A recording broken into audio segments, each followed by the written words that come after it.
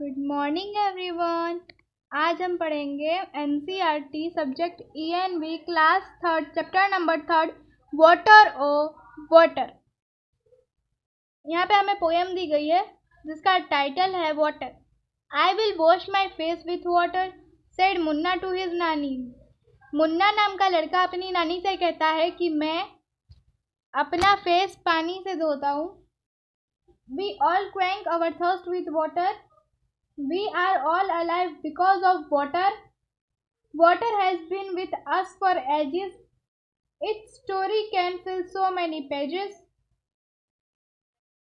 हम सब अपनी प्यास पानी से बुझाते हैं। हम पानी के बदौलत जिंदा हैं।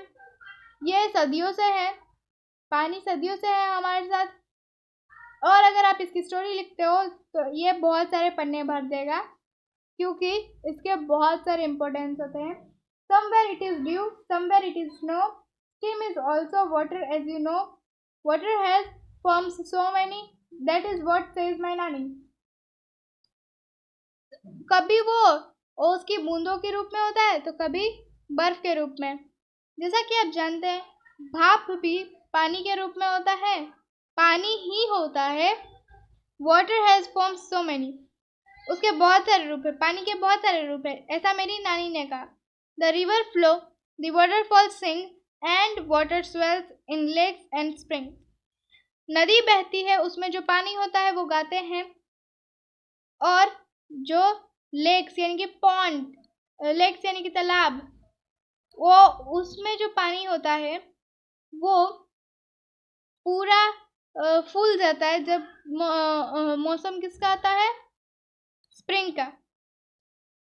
तो life on earth it has brought water fields and life they got, but when the water breaks in floods, great misfortune it always walks. जो लाइफ यानी कि जीवन पानी धरती पर लाया है, वो खेतों को भी पानी देता है, और जिसकी वजह से वो जीवन पाते हैं। और अगर आपने उसका मिसयूज किया तो पानी आपके ऊपर बाढ़ की तरह टूट पड़ेगा, जो कि उन लोगों के लिए दुर्भाग्य होगा। ऐसा श्री प्रसाद ने लिखा है। मतलब कि ये श्री प्रसाद इस पोएम के पोएट हैं। उन्होंने हिंदी में लिखा था, जिसको ट्रांसलेट करके इंग्लिश में लिखा गया है। उसके बाद यहाँ पे आपको क्वेश्चन है, do you know any poem or song on water? Recite it in the class. क्या आप कोई पोएम और सॉन्ग जानते हो पानी के ऊपर में? अगर आप जानते हो तो लिखिए, नहीं तो छोड़ दीजिए, ठीक है। Which are the places mentioned in the poem where we find water? Poem में से आपको प्लेसेस ढूंढने हैं जहाँ पे पानी मिलता है, ठीक है। तो हम ऊपर देखेंगे पोएम में, तो यहाँ पे आपको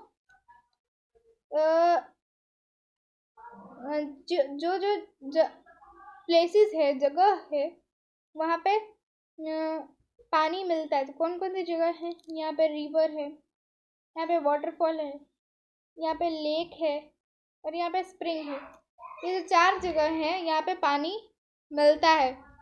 मतलब कि पोएम में ऐसा बताया गया है, तो आप वो लिख लीजिएगा अपनी नोटबुक में।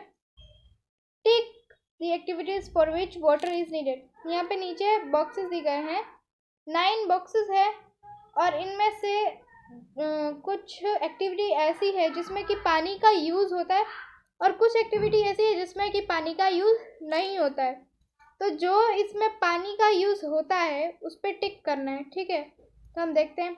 टू प्ले खेलने के लिए नहीं होता है, टू सिंग गाने के लिए नहीं होता है, टू रो अबाउट नाव चलाने के लिए होता है, टू राइट लिखने के लिए नहीं होता है, टू मेक अ टी हाँ चाय बनाने के लिए होता है, टू नीड अ डव हाँ अगर आपको कोई आटा गूंथना हो तो उसके लिए पानी चाहिए, टू रन अ फैन पंखे चलाने के लिए आपको नहीं चाहिए, to paint pictures picture paint करने के लिए भी नहीं चाहिए, उसके लिए तो सिर्फ आपको पेंट और ब्रश ही चाहिए, टू ग्रो प्लांट्स हाँ, प्लांट्स ग्रो करने के लिए चाहिए।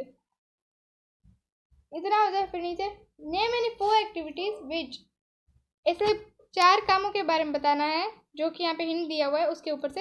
You can do without water, जिसको आप पानी के बिना ही कर सकते हो।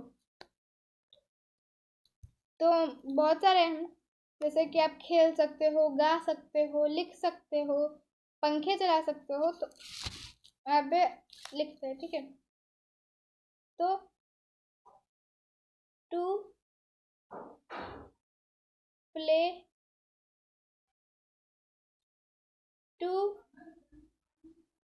सिंग, to write, to run a fan. इतना हो गया। अब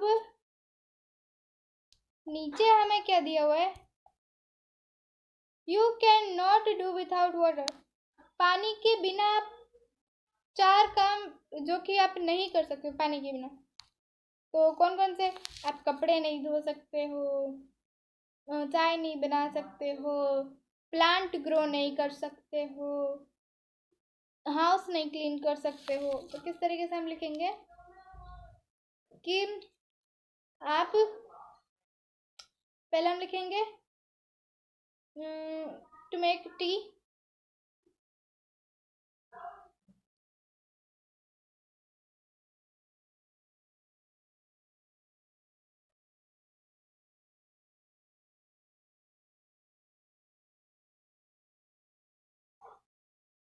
ठीक है। फिर आप लिख सकते हो to grow plants,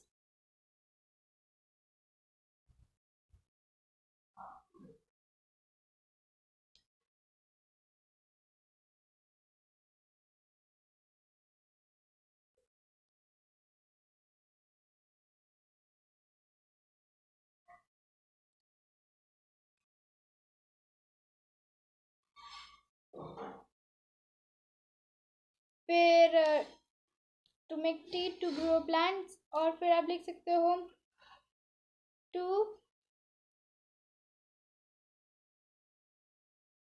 clean house. फिर आप लिख सकते हो टू वॉश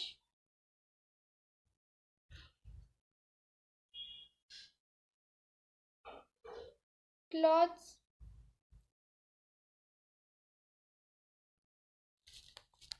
ये सब काम आप बिना पानी के नहीं कर सकते, ओके।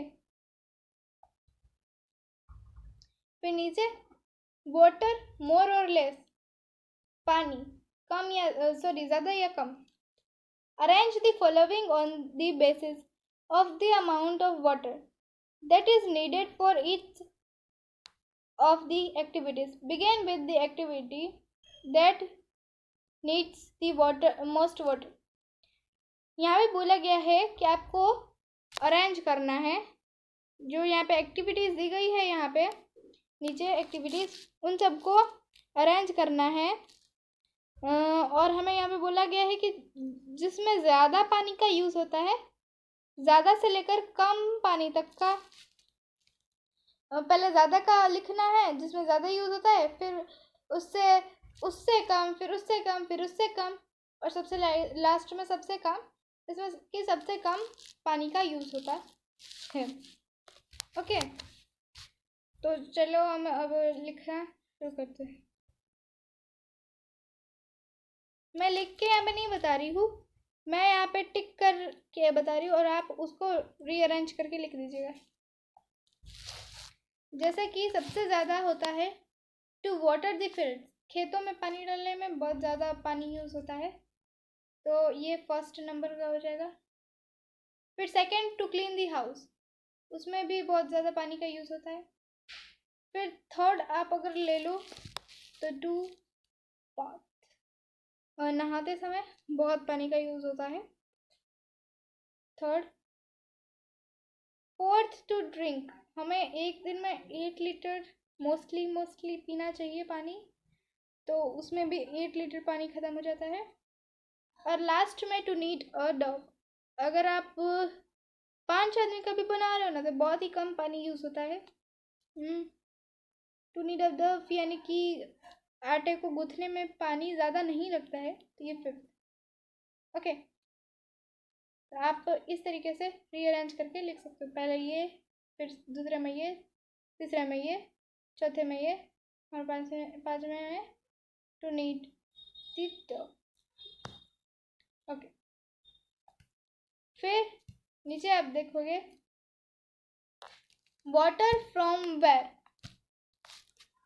वाटर पानी कहाँ से मिलता है, ठीक है। In the poem you read about river, waterfall, lake and springs. हाँ, पोएम में हमने नदी, फिर वाटरफॉल्स के बारे में, फिर लेक्स यानी कि तालाब के बारे में, स्प्रिंग्स के बारे में हमने पढ़ा पोएम में। We get water from all this places. हाँ, हमें पानी इन सभी प्लेसेस से मिलता है। From where do you get water? But around those places that are either in your house or around it, ठीक है। तो इसमें हमें बोला गया कि कहाँ से आपको पानी मिलता है वहाँ पे सर्कल करना है, और तो और अगर नहीं है तो आपके आजू बाजू में ये सब चीज़ें हों तो वहाँ से आपको उस पर सर्कल करना है। तो ज़्यादातर घरों में तो टैप से होता है, टैप हुआ, टैंक हुआ, तो आप इसको सर्कल कर सकते हो। अगर किसी किसी के घर में आप देखोगे कि कोई लेक से लेता है, तो कोई रिवर से लेता है, कोई वेल यानी कि कुएं से लेता है, कोई पॉन्ड से लेता है, ज़्यादातर इन सब चीज़ों से लेते हैं लोग, और कोई कोई हैंड पंप से भी लेते हैं। बाकी अगर आपके घर में दूसरी चीज़ों से लेते हैं पानी तो आप उनका नाम पे भी सर्कल कर सकते हैं। Okay, have you seen hot water coming out from the ground? Well, यहाँ पे आपको बोला गया कि आपने कहीं पे देखा है कि जो गर्म पानी है वो ग्राउंड के अंदर से आ रहा है, कहाँ पे? तो ज़्यादातर यहाँ पे जो सूखे खेत होते हैं ना वहाँ पे गर्म पानी ज़्यादा निकलता है, कभी कभार निकलता है। तो यहाँ पे हम लिखेंगे यस इन ड्राई पर्ड्स।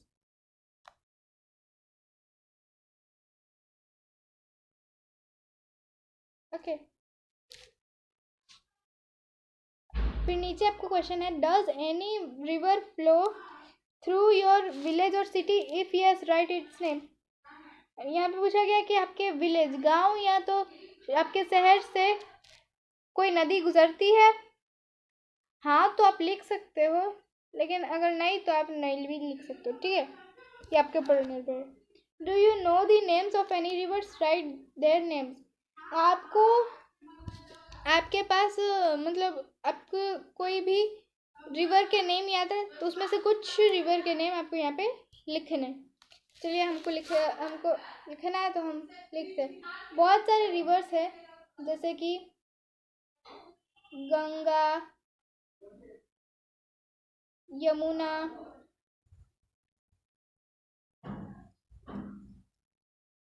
तापी,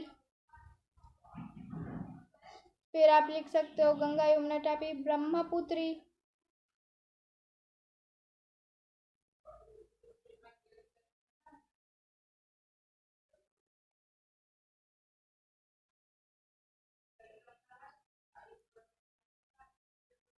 फिर आप लिख सकते हो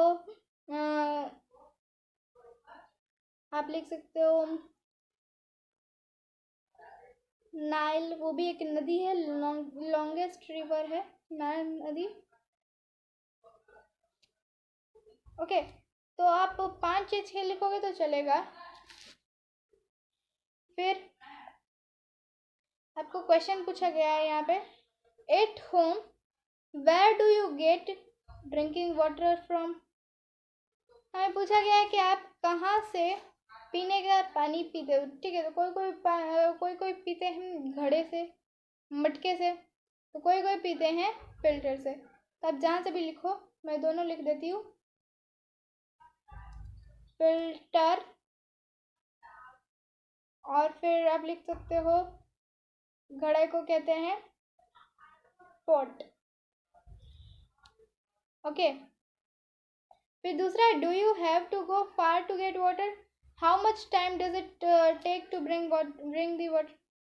ये पूछा गया है कि आप बहुत दूर से पानी लाते हो और उसमें कितना टाइम लगता है। अगर आप दूर से लाते हो तो हाँ, और कितना टाइम लगता है वो लिखेगा, अगर नहीं लाते हो तो स्किप कर दीजिएगा। तो ये आपके ऊपर निर्भर है। Do your neighbours bring water from the same place. क्या अगर आपके जो नेबर हैं वो भी उसी प्लेस से लाते हैं पानी जहाँ से आप लाते हो। अगर आपके नेबर्स कोई लाते हो तो आप लिख सकते हो, वरना इसको स्किप कर सकते हो। फिर लीजिए, why do we need to store water. ठीक है, तो हमें यहाँ पे बोला गया कि आपको क्यों वाटर को स्टोर करने की ज़रूरत पड़ती है। तो क्यों वाटर को स्टोर करने की ज़रूरत पड़ती है कि जब आपके पास सप्लाई वाटर ना हो तब। तो किस तरीके से आप लिखोगे, शॉर्ट में मैं यहाँ पे लिख के बता रही हूँ, आप इसको लॉन्ग कर सकते हो। When we does not have supply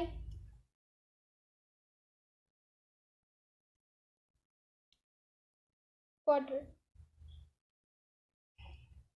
when we does not have supply water, जब हमारे पास सप्लाई वाटर ना हो तब।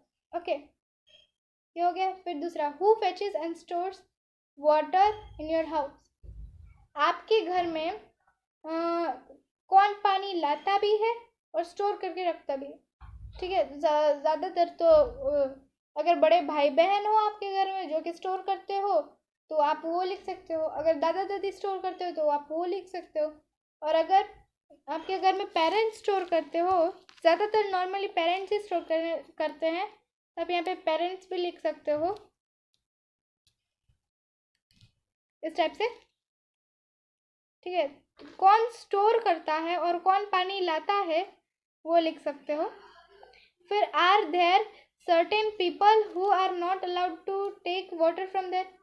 तो जहाँ से आप पानी लाते हो, जितनी दूर जाकर, वहाँ पे अगर आपके आसपास में से कोई नेबरहुड है और उसको पानी चाहिए, वहीं से चाहिए, लेकिन उनको पानी लाने का परमिशन नहीं होता है, ऐसे कोई अगर पीपल हैं, ऐसे कोई लोग हैं आपके आसपास में, तो उसका नाम लिखना है।